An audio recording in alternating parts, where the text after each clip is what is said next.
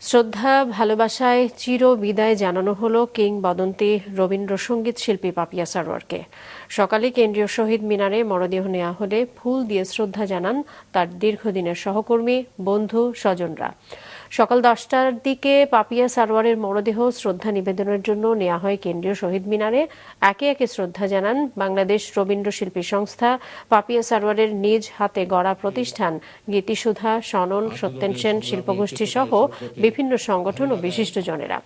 এ সময় তারা সঙ্গীতাঙ্গনে তার অবদানের কথা তুলে ধরেন। তারা বলেন, পাপিয়া সারোয়ারের যে অবদান তা জাতি আজীবন মনে রাখবে।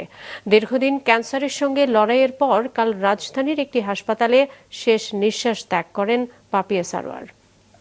বাংলাদেশে যারা রবীন্দ্রসঙ্গীতকে মনে প্রাণে সামনে নিয়ে চেয়েছিলেন, জনপ্রিয় করতে চেয়েছিলেন, মানুষের ঘরে ঘরে পৌঁছে দিতে চেয়েছিলেন প্রথম দিকে, সেই প্রথম দিককার অন্যতম শিল্পী হচ্ছেন শিল্পী পাপিয়া সারোয়ার।